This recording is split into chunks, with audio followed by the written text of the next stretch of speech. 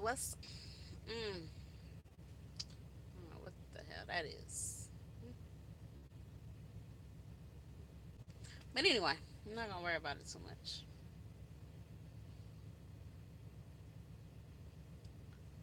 I guess I am worrying about it a little bit too much. Probably because I'm on live, and just like I be critiquing myself after I be done came back and watched the video later, or when I be done watch somebody else's video and I'm like, ooh, is that a booger? What's that on their face? Yeah. So hopefully that's nothing and just I don't know. Just like I watched my video from yesterday, right? The one when I was taking my walk. And I kept on having to look at my nose like, is that a booger? But I don't think it was. Because in some shots, I'm like, nah, my nose looks pretty clean. But then in others, I'm like, wait, is that a booger? So it must have been the light. But hey, what's up out there, YouTube? Don't look like I have anybody joining me just yet, but who knows? Maybe I will, maybe I won't. I came to have a little late night pillow chat with you. Just a little late night pillow chat, pillow talk.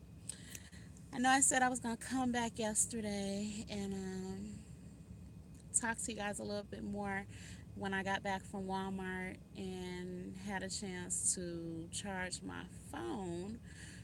Um, but it didn't work out like that because, yeah, I went up in Walmart and stayed probably a couple of hours once I got there. I ended up catching Lyft back to my truck, back to the yard, because I don't know what it was. I think Google GPS was wrong, talking about some 2 miles. It was funny because car wise, the thing said 7 miles, but I thought maybe that was wrong. So I think both of them might have been off some type of way, but I definitely think that it was longer than some 2 to 3 miles. I walked, but I enjoyed every bit of it because I had a chance to walk through town, get a chance to see a little bit more of Carlisle from a different view versus me riding, from the freeway to CRST terminal, from the terminal to Love's or, something like that. I had a chance to actually walk and see, their downtown area is pretty nice. It's real, what's the word for it? Small town feel, but it's nice. The people are very, I'm not gonna say all of them because every place has its interesting folks. But for the most part, everybody's friendly. They speak. I got a chance to walk through like a neighborhooded area, and people were just speaking and smiling, and that type of thing. So I really enjoyed it.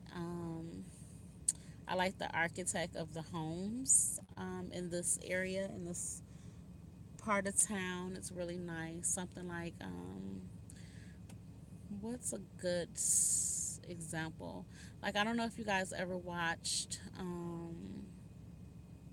well, I don't know about Cheers or something like that, but Rocky, Rock. There was a show called Rock, and the homes, are built real close side by side together, and they have that old historical feel to them. So yeah, it was really nice walking through that. Coming from a person that's into real estate, I really enjoyed the landscape and looking through the neighborhoods, and it was really nice. There were some homes that I bypassed that were on the bigger side with more land surrounding them, and they were really pretty. So I enjoyed that. I really enjoyed that. Like I said, I really enjoyed walking through their downtown area, and it was really nice. It was clean, um, very pretty, and all I can do is just sit there and kind of think to myself, like, could I live here? Because I am looking for a state and a city that might catch my interest and settle down in. So you never know. PA just might be that place because I've been to other cities around Pennsylvania, and I'm just like, oh my God, I love it here. It's so pretty. It's so nice. The people are very friendly. And then, I've never told you guys, talk to other people. I love um, the Amish people. Like, they're super cool to me. Um, just, I love the way they dress. I love their style of living, wanting to live with bare minimum. Um, and without all the amenities that stresses life and stuff. So I really enjoy when I see them out with their families, or when they're riding on their horse and carriage. So I really enjoy that. So Pennsylvania definitely has my eye right now. But yeah, so that's also another thing, guys. Like when you're out here on these trucks, like it gives you a chance just to see things from a different view. And if you haven't settled your life and planted your roots for you or your family, it'll give you a chance to see some new areas. A long time ago, it was always said like about people from the neighborhood that I come from back at home in Detroit. That they'll never leave. This city. They were born here. They're gonna die here. They don't want to venture out, spread their wings, and see, what the rest of the world has to offer. Well, here, that's one of the fascinating things about being a trucker. You're always somewhere new. You're always able to take advantage and see somewhere new. Meet different people, get a feel for that community. Sometimes you're there for a couple of days. Like thus far, unfortunately, I've been here in Carlisle for now 3 days, and it's not no doing of mine. And I think I kind of said that we were going to discuss that later when I was doing yesterday's video. The thing that happened, you guys are going to learn that come to whether it's CRST or any other trucking company for that matter. I don't know if the other trucking companies are as bad as CRST, but CRST has a tendency to be backwards in a lot of different ways. Take for instance, me and my co missed out on um, quite a bit of money probably this past week because CRST decided that he didn't need to go right next door to where he was, might as well say laid over for damn near a week waiting on me to be routed to him. He didn't need to go switch over his license. He's right next door. He's going to have to do it anyway, regardless. But instead of them saying, okay, well, while you're over there, go ahead and make use of the time while you're waiting and get your license switched over. No, they kept telling him that, oh no, you have plenty of time. You don't have to do it right now. Just wait a minute. For what? So we go ahead and um, we take a load out to California. Everything's good. Good. I'm looking like, oh, okay, we starting to get nice loads now because that's a good run from West Virginia to California. I said, good. Our loads are about to start picking up. We about to start making some money. We get out to California and they want to tell him, we got a situation. Your license is expired and you can't drive until you get that fixed. Now, mind you, he told them that he had 2 more days left on his paper copy. Why he couldn't drive, I don't know. He don't know, and I don't even think they know. But anyway, so he couldn't drive. So when it came time for our next load, I end up having to drive us all the way from California to Virginia, making stop in Ohio so he can get his license situated. Yeah, that shortens your money when you have to do solo and you're running as a team. Because the purpose of running as a team is so you can cover more miles.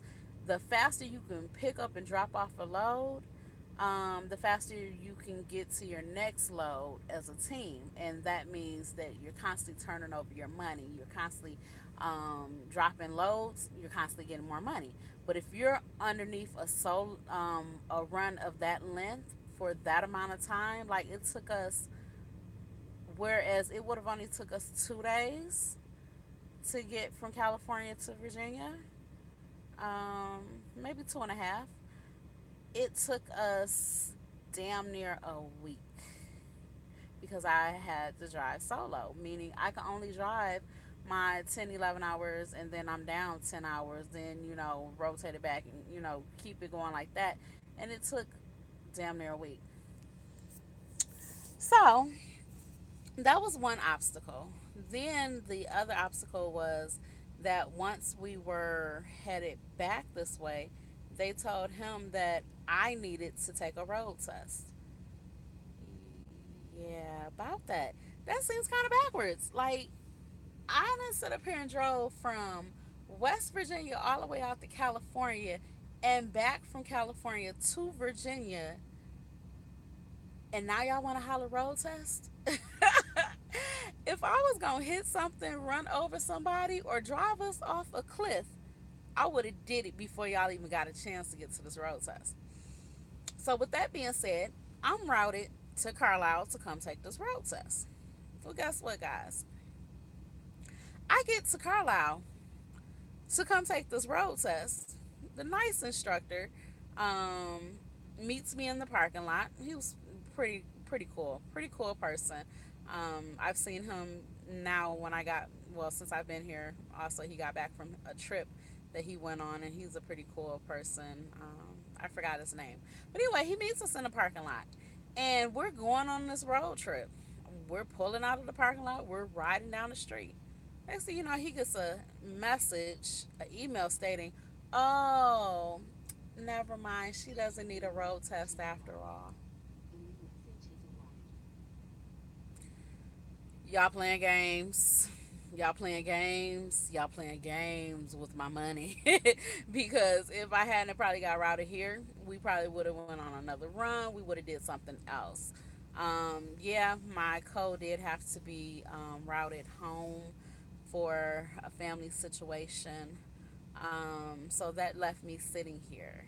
So I'm sitting here because, once again, where the story was going from yesterday is they tried to send me on a dummy mission. So the dummy mission was, they contact me first off with a message saying, well, if you're receiving this message, we sent you a load that you didn't respond to. We're going to need you to respond. I sent them a message back and going, no, never received a load. So, oh, I'm going to resend it over, resending it now. Okay, no problem, whatever. So when they resend the load, I go in and I accept the load. No problem. I'm ready to go ahead and take this load. I sit up there, write down all of my information when they send me loads because you never know. Corcom can go out, can blank out on you, electronics or something else. So I write down all my loads and then I go search for the trailer, which is here at the terminal. It's on the lot. So I go find it and I'm getting ready to hook up to this trailer. But I noticed that my trailer, my tractor, not my trailer, but my tractor, the air hoses are scraping along my catwalk, and that's a DOT no, guys. So if you are a truck driver or you're coming to truck driving school, remember that nothing can be scraping up against that catwalk. You're going to need to have those things lifted up off.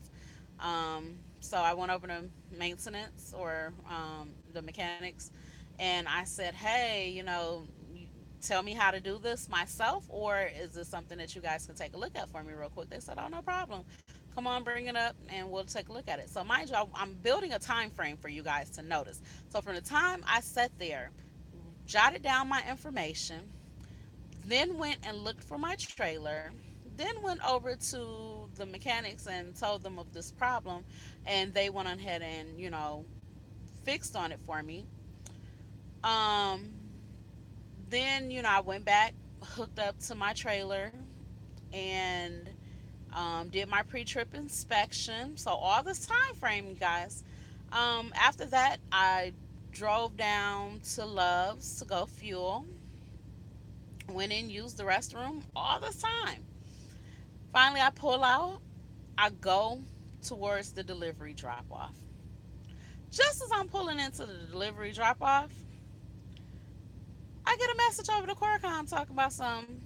Oh, this is your delivery appointment time for the next day at 2:30 in the afternoon. Wait a minute. You mean to tell me you couldn't have sent this like an hour and a half ago when you first sent everything else? So you know I called dispatch and I'm heated. I'm heated. Because now y'all got me on a dry run that I didn't even have to start my time clock for the day for. None of that, and there are other reasons why I believe that they had me go ahead and hook to that load, and that it might have been a situation on purpose, because for one, I was coming up on my layover time and layover pay has increased. So if we can get you underneath a load and make it look like that you weren't sitting long enough to have a layover pay, then we don't have to pay you. But see, that's the thing. I'm about to talk to my DM and be like, wait a minute, that's not right. Because even though they sent that message and the load was to deliver today, I get another message telling me, oh, wait, new appointment time. It's been moved to the 11th. So, yeah, guys, I am stuck in Carlisle, Pennsylvania for at least 2 more days. But the upside about things is that my DM is going to try to find me a load going home because I need some well needed home time. I have not been on home time, real home time, since I started this journey. So I'm being patient and sitting here on my bunker. See the pink? I rocks with the pink. Sitting here, just trying to be patient. But, I say that all to say this, guys. There's going to be some things that's going to test your patience. You're going to be tested to see, what's the word for it? How much you want this, pretty much. If you easy to get mad and be like, well, fuck this shit, I'm quitting. You're going to be running from every company out there, tell you the truth. Sometimes, and I'll be honest with you, there's sometimes that I be like, you know what, they working on my last nerve. They about to have me with another company because it's nothing. There's always other companies out here that will accept you. But I don't want to be that person. I want to really put in my time so I can get the experience so I can move on to a better company, because you're liable to move on from one jacked up situation to another jacked up situation to another jacked up situation, because they're not the only company out here doing BS like this. They're not the only company out here that you're going to have problems or run ins with that you're not going to like. Excuse me. At the end of the day, grow some tough skin coming into this, and grit some teeth a little bit sometimes. I have heard it gets better. Um, it gets better later. It gets gravier later. The miles will increase. The BS will subside, because you will learn more how to deal with things better and more accordingly. Um, so yeah. But a little bit about something that was asked of me from a fellow that I ran into that recognized me from my YouTube channels. He was telling me a little bit about a problem he had with one of his leads. And, we've discussed this before, guys, where lead drivers will try to poke their chest out because they think they are SHI to the T, capitalized, ain't nothing better than them. And I don't know who does it worse. I don't know if company drivers are worse or if lease or owner ops are worse. So I say that to say this: they all have their pros and their cons. Now, from talking to other people, and hopefully I'll try to find some people coming up, that don't mind coming on camera and talking to you guys, so you guys can get more than just my point of view on things. But talking to some people, they say that, lease purchase and owner ops are worse, because the thing about it is they are basically using us, or using new students just to run miles. Because if their truck doesn't move, they don't make as much money. Catch 22, because they're making good money, the pay per miles money, but they basically are using us to run miles. Whereas a company driver, he's pretty much gonna get paid what the company tell him, you know, and he can't turn down no loads. Lease purchase can turn down loads, owner ops can turn down loads, but the company driver cannot turn down loads. And that's just like me. If what comes across that Qualcomm right now, and I'm pretty sure I just heard a message come through, I'm not sure, but whatever comes across that Qualcomm right now, I have to take it. I cannot be like, no, I don't want to go there. Whereas a lease purchase and owner op, they can. But what was presented to me by this gentleman, he had a situation where I was looking like, oh my goodness, I couldn't have dealt with it. His trainer was company. Matter of fact, he was not a lease purchaser or owner op, but he was an asshole. For one, let me tell you guys, when you come to these trucks, do not, do not, do not let somebody tell you guys that you have to sleep on that top bunk when this vehicle is in motion. That's even with a lease purchase or owner op. CRST's policy is that no one is to be sleeping on that top bunk while the vehicle is in motion. Now, if you guys are both stopped at a rest stop for the night and both parties are to be sleeping, then yes, 9 times out of 10, you're going to be the one on the top bunk because you are the weaker link. Hello, not goodbye, but hello. The thing about it is, it's very rare that you'll find a trainer willing to give up their bottom bunk. I was fortunate with my very first lead. He just wanted to come off as a gentleman, and it might have been because he kind of liked me. um, so he did give me the bottom bunk. Thank you. But it's very rare you're going to be on that top bunk. But the thing about it is, when the vehicle is in motion, you will not be on that top bunk. The thing about it is, and let me tell y'all how this kind of rolls out for y'all. When you start going through your training, you have 3 to 5 days where your lead trainer will stay up with you. They will assess how you drive. They'll try to help you and correct any areas that you need help in. The 3 to 5 days, they're trying to evaluate whether you will be a safe driver driving by yourself when they're in the sleeper bunk, berth, whatever they want to call it, the SB. They're trying to evaluate whether you're going to be a safe driver when they're in there sleeping, um, and you're up front by yourself driving. So they're going to be up with you 3 to 5 days. After 3 to 5 days, they are to usually report to the DM whether they feel like you're ready to go into mode. And team mode is where you'll drive your shift, then you'll switch. You'll drive your shift, they'll be in the sleeper. Once your shift is over, they'll get up, take on their shift, you'll go back into the sleeper. If you are ready at that time, wonderful. That is how it will go.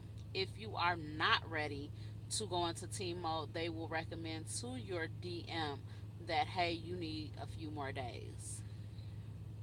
But let's just say that you are ready to go into team mode. If you're ready to go into team mode, then you will drive your shift. They will go back into the sleeper. They will sleep on the bottom bunk while the vehicle is in motion. Then once your shift is done with and you are ready to switch with them, they will get up, they will start driving. You will switch into the sleeper and you will sleep on the bottom bunk. Okay, so like that's the thing. A lot of trainers want you to get a sleeping bag because it's just easier and accessible for you to throw your sleeper bag over the bed, or if they decide to have um, sheets and comforters and stuff, you can just put your sleeping bag over their stuff and go ahead and lay it on down and get you some sleep.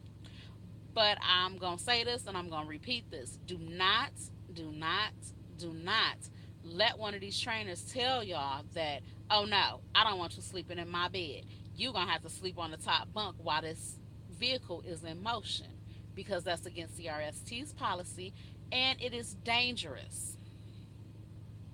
At the end of the day, I want you guys to be safe. It's dangerous because two reasons.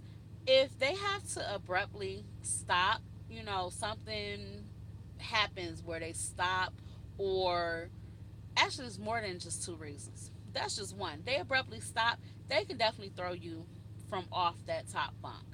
Um, and that's quite a bit of ways down to that floor, or if they have to stop that bad, or if an accident occur, they could very well propel you out the front windshield. So you don't want to be up there. Also, let's just say if they underestimate a low bridge clearance. Now our trucks are 13.6, but if that bridge does not have a sign that shows the clearance and they underestimate how much space they have, they think that they have the clearance and they go ahead and take it, and that bridge peels back this truck like a open can, you're the closest thing to the top of that peeling. So you don't want to be up there. If that, they hit that bridge and it comes crashing, pushing in the top, and you very well could be up there and get smashed. You don't want that to happen. Also, rollovers, they still can occur because unfortunately, some of these doggone leads or some of these drivers think that they got it like that, and they, oh, I can take this curb, not realizing that maybe you shouldn't have, and rollovers do occur. um, all type of things could happen, and you don't want to be up on that top bunk while the vehicle is in motion. So just know, if you advise them that, hey, this is CRST's policy, or for any trucking company for that matter, it should be the same thing. But you definitely have to check the particular company that you're with and see what their policy is. Or if you just don't feel safe, let them know that you don't feel safe with that. It is okay to tell the company that you work for that you don't feel safe. And a lot of times, most of them, will go ahead and go with that. Um, Especially, I'm just going to speak on CRST because that's who I work for. If you tell them that you don't feel safe about something, they're going to take that into consideration. There's a policy in place that protects us when we don't feel safe. So if you tell your lead that you don't feel safe with that, they are to honor that. And if they choose not to, do not, do not, do not hesitate to get on the phone with your DM or whatever DM is on shift at that time. Call them right then and there and let them know what is going on. And 9 times out of 10, either they're going to talk to that lead driver and make them see the error of their ways, or they're going to go ahead and get you off that truck and get you switched with somebody that is probably more suitable for you. Um, but I just wanted to tell y'all that because, he didn't know his rights. He thought he had to deal with this. Um, and that's not cool. I talked to another gentleman, while we're bringing up a couple other little things from this weekend. I talked to another gentleman, that was talking about how his lead decided to do just little petty stuff, real petty. Hey, I wake up, and I'm like, I gotta go to the bathroom. First off, let's get this understanding. Some truckers have adapted the ways of using bottles, cups, different containers in order to not have to stop that truck. If you're behind that curtain, you can use whatever you want to, potty in. I try not to say the word urinate. But you can use whatever you want to potty in, behind that curtain. I guess that's kind of whatever the agreement is with you and your co-driver, or you and your lead. But some drivers have adopted that way, and that's okay.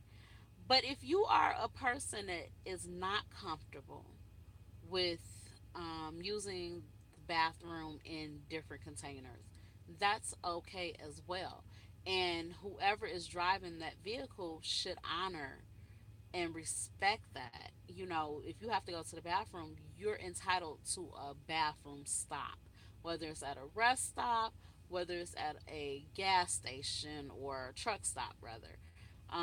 It only takes shouldn't take no more than 5 minutes unless you have to do other business while doing it, which might take 10-15 minutes. Whatever the case may be, that's your business. But you are entitled to go ahead and make that stop in order to empty your bladder or to do the call of nature. And if that trainer or that co-driver has a problem with you having to use the restroom, do not, do not, do not hesitate to call your DM and let them know that there's some unfair treatment happening on that truck.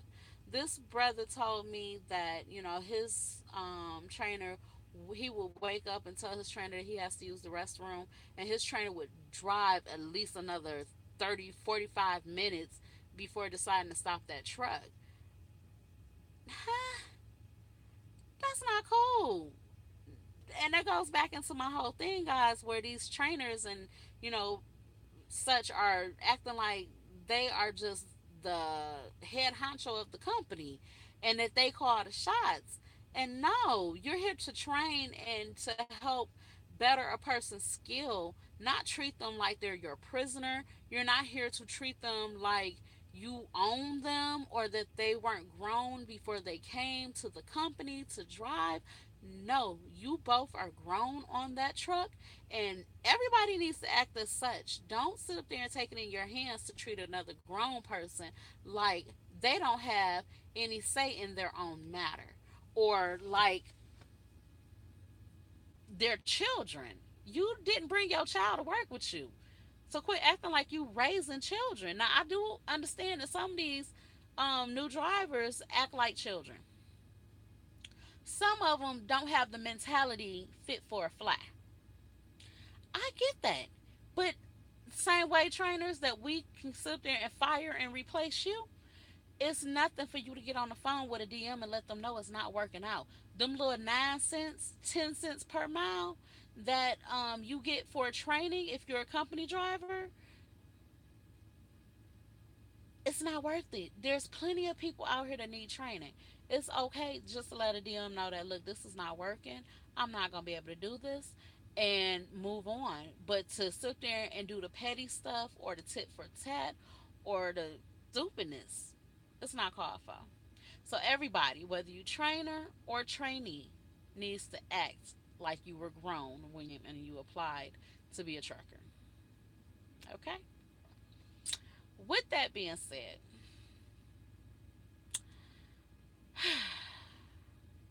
I think that was it. I don't know. We gotta save some more for later. I try to come to y'all and give y'all videos when I have down, and I felt like, hey, I got a downtime. Um, I'm in my sleeper berth, and so why not? Why not come to y'all and just talk to y'all for a little bit, share with y'all a little bit of this knowledge that I've had a chance to. Oh, I remember what else I wanted to touch on.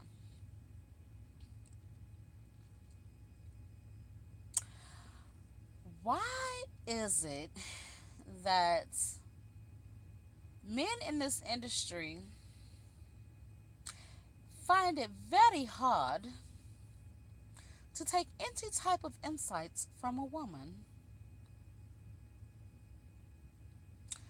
I believe knowledge comes in all shapes, sizes, and from many different folks. Don't matter if you're old, young, black, white, blue, green, or gray.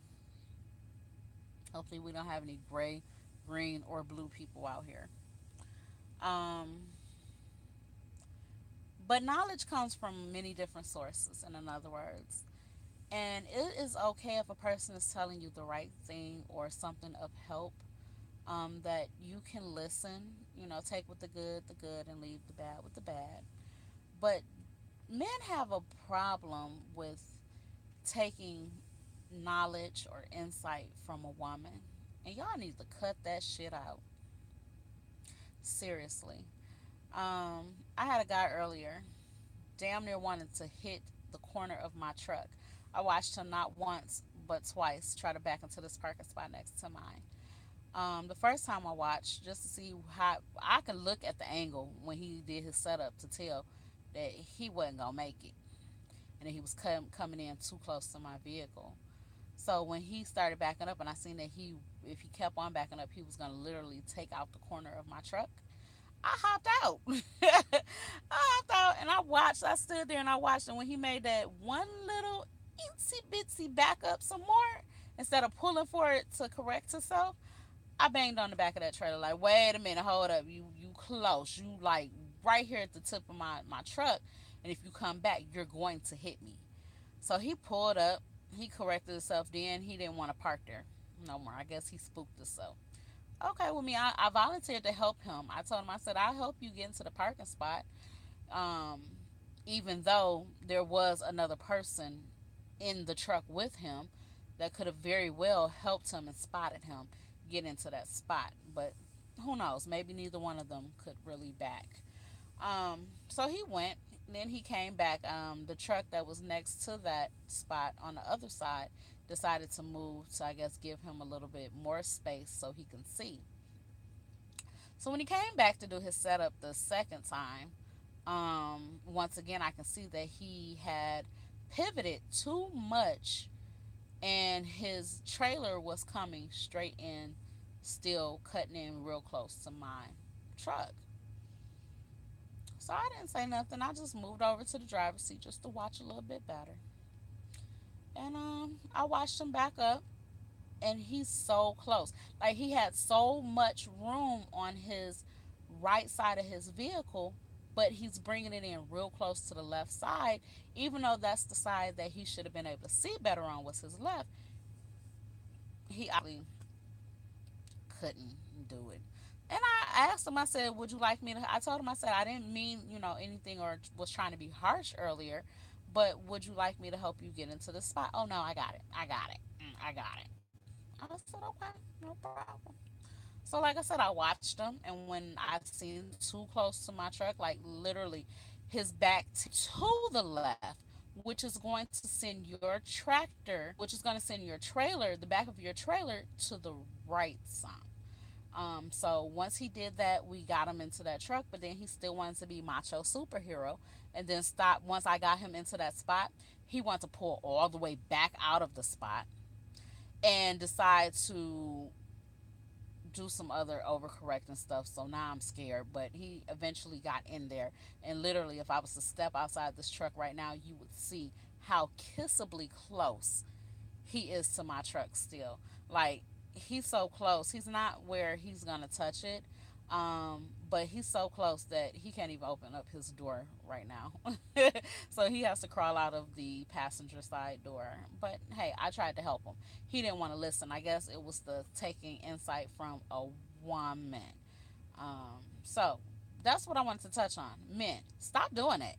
If you got a chick out here, and I've learned, I was very good to have a lead that was able to teach me very well, quickly, how that backing thing goes. And it's not the way they teach us at NATA. It's not the way they teach us in that at all. But he did so well with teaching me how to back. I have not had any problems with backing since. I literally get in between vehicles and everything, which is something that's very hard for a lot of people to do, is parking between two vehicles. Um, I even sometimes have to park using my blind side, because sometimes when you go to different shippers or whatever have you not, their area is small, there's no turnaround space, and the way that you come in is on your blind side, and you have to get into that parking spot on your blind side. And that's also why they teach you get out and look, which this gentleman did not do at all. No, get out and look, and you can tell he was squinting through the rear, looking through his mirror. He was squinting. He couldn't even see what he was really doing. That's probably why he was so close to me. Um, but yeah, that's all I wanted to really say. Also, is dude, look, I may be a female, but that's okay. That's just like if you come up to me and you offering to give me some help and some knowledge. If I need the help and the knowledge, I'm gonna take it. I'm not gonna look. Oh, it's a dude coming up. I don't want it. Don't look at me like, oh, because it's a female coming up, I don't want it. If I can help you get into that spot, it wouldn't have took you 10, 15 minutes. Anyway, your girl is done. Okay, I'm done. We done had pillow talk. Laying here on my pillow. We done had pillow talk, and I'm gonna come to y'all probably again at some time or another over these next 2 days. I'm pretty sure I'll have some downtime and some time to conversate with you guys, and we'll chat some more. But as of right now, with my little British accent, I am going to bed. Now I'm tired of looking at myself over this video where it looks like my reaction and my speech is slower than the actual video, or the video is slower than actual speech, whichever way. But yeah, guys, it's been fun, and I will talk to you guys later. Bye.